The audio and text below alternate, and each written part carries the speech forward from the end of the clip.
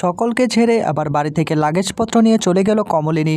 অন্যদিকে কমলিনীর উপর প্রচণ্ড রকম রেগে গেল নতুন। এমনটাই দেখতে পারবেন আগামী পর্বগুলোতে। বিস্তারিত জানতে চ্যানেলটিকে সাবস্ক্রাইব করে না টেনে প্রথম থেকে শেষ পর্যন্ত দেখতে থাকুন। গল্পের শুরুতেই দেখা যাবে কমলিনীর সামনে তখন নতুন কমলিনীকে অভিশাপ দেওয়া শুরু করে, তুমি এভাবেই ধ্বংস হয়ে যাবে কমলিনী, যদি আমার মনে কোনো রকম কষ্ট দেওয়ার চেষ্টা করো। আমি কী না করেছি তোমার জন্য, আজকে সকলের সামনে আমাকে অপমানিত করলে। আজকে সকলের সামনে আমি প্রমাণ করে দিয়েছিলাম যে আমি শুধু তোমাকেই চাই, কিন্তু তুমি কাউকে কোনো কিছু না বলি সেখান থেকে চলে এলে।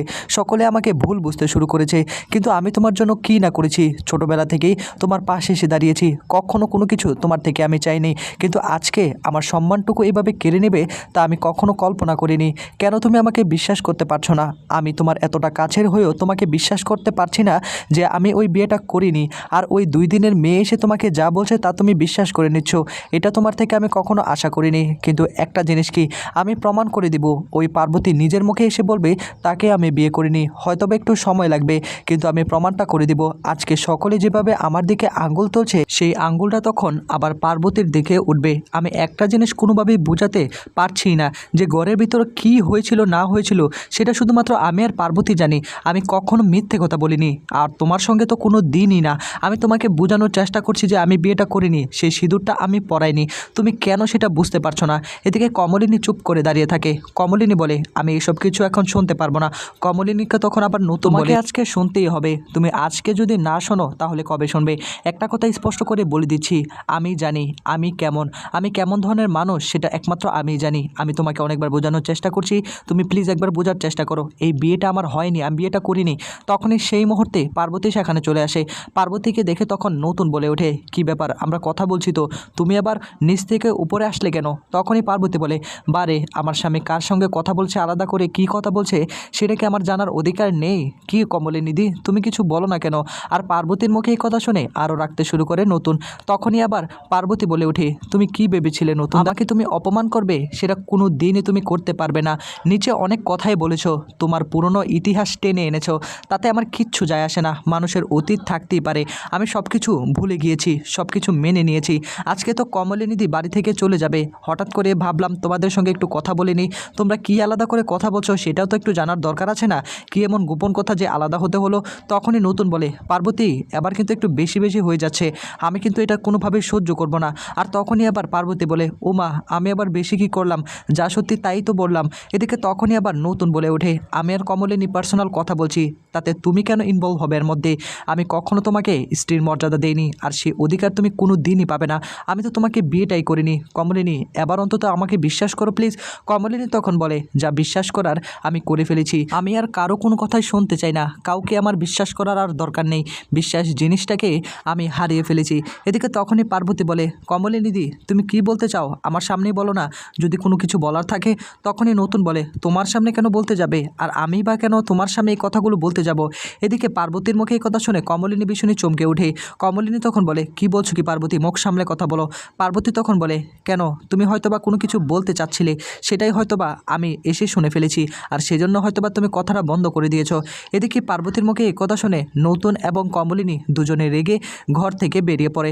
অন্যদিকে দেখা যাবে পার্বতীর বাড়ির লোক আসে, পার্বতীর বাবা আসে, আর গ্রাম থেকে কয়েকজন লোক আসে। পার্বতীর বাবা ঠাকুরমশাই এসে তখন সর্বজিৎকে বলে, আমি না আজকে অনেক খুশি, আমি কখনো কল্পনা করিনি শেষ পর্যন্ত নতুন আমার মেয়েকে বিয়ে করবে।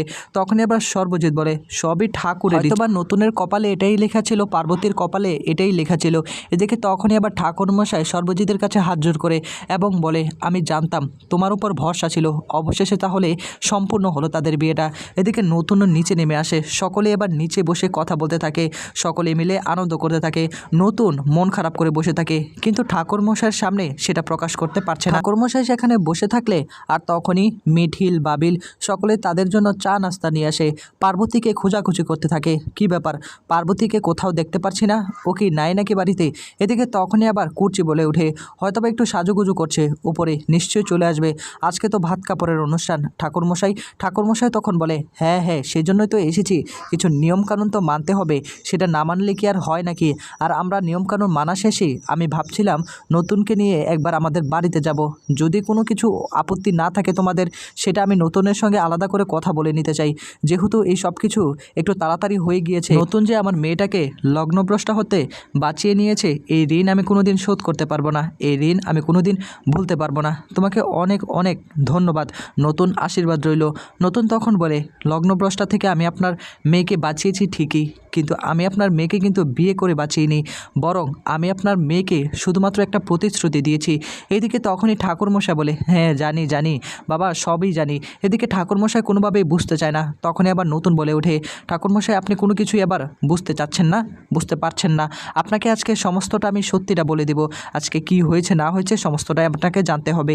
এদিকে তখনই সর্বজিৎ বলে ওঠে, আহা নতুন, কি বলছিস কি? ঠাকুরমশাইয়ের সামনে এভাবে কেন কথা বলছিস? এভাবে কথা বলতে হয় নাকি? প্লিজ এখন অন্তত বন্ধ কর, যা হবার তা হয়ে গিয়েছে, যা হবার তা ঘটে গিয়েছে। তখনই নতুন বলে, না দাদা, আজকে সবটা ক্লিয়ার করতে হবে, আর এই অপবাদগুলো আমি কোনোভাবেই নিতে পারছি না।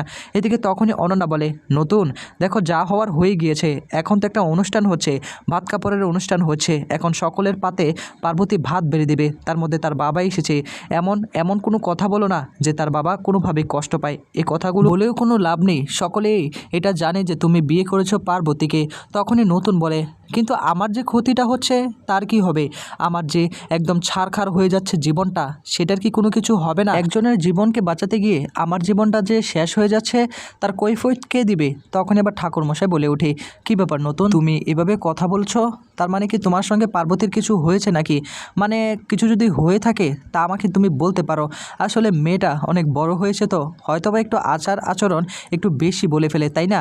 আর আপনারা একটু মানিয়ে নেবেন প্লিজ, আমার মেয়েটা এসেছে আরেক জায়গা থেকে, আপনাদের পরিবারে কেমন হয় না হয়। তখনই কুর্চি বলে, আহা নতুন দা, এই কথাগুলো এখন বলার কি দরকার?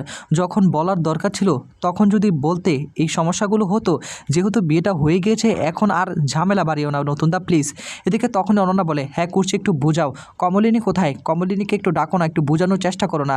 এখানে মুরব্বী মানুষ বসে রয়েছে, ওর বাবা বসে রয়েছে, এই কথাগুলো শুনলে তো হার্ট অ্যাটাক করবে। এই কথাগুলো কি ওনার সামনে এখন বলার দরকার হবে?